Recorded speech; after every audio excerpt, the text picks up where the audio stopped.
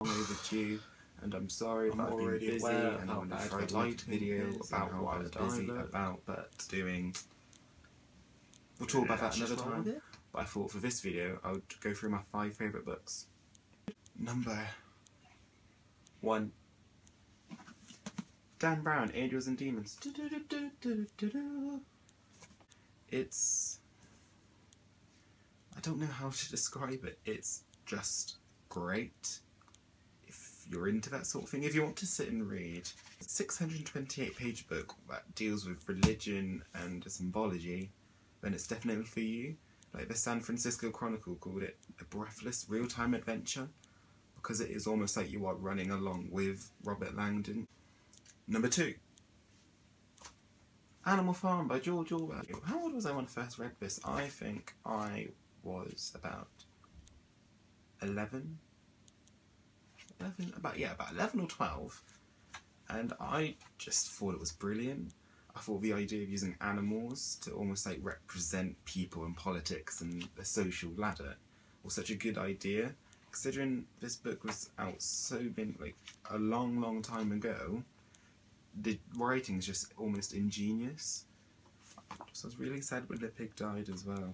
I actually really had that emotionally killed me inside.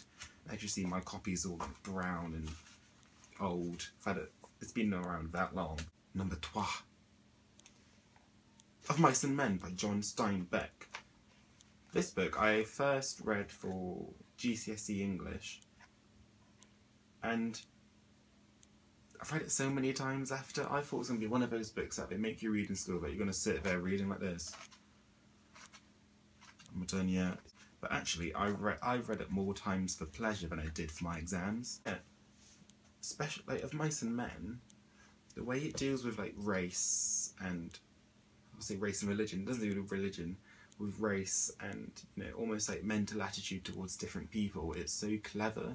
Like, the characters symbolise things that you have to think about, and you can really relate to some storylines, even if you're not going through what they're going through. I think that's really good writing, personally. 4. Okay, so this book is one that broke my heart into a million pieces, picked it up off the floor, sewn it back together again, and then punched it against the wall, and then gave it a hug afterwards just to make sure it was okay. And that is The Curious Incident of a Dog in the Nighttime. And I first read this maybe 2 to 3 years ago, and I read it in a day. I liked it that much. I sat down in one whole sitting to read it, because the way it tackles with being yourself and being different to what's normal, it's so clever. It sees the world differently, because even in the book, it shows you how he thinks. Like, he thinks with pictures quite a lot, and it actually shows you some of the pictures. The way it's written as well, it's like he's writing it and telling you his story. Also, I've seen the play, I've got the soundtrack, and it is one of the best plays I've ever seen in my entire life. Period. Okay? Anyway, this book, it is probably the darkest book I've read in my entire life. It is probably, at points, one of the weirdly cheeriest books I've ever read, because some parts of it you just have to laugh, otherwise you don't know what else you'll be doing. And I'm normally fine if people want to borrow a book or whatever, but I've not let anyone borrow this, because I treasure it that much. It is my all-time favourite book, and I'm going to read it more times than I already have. I don't know how many times I've read it now, but each time I read it I always get something new from it, and that's what I love about it.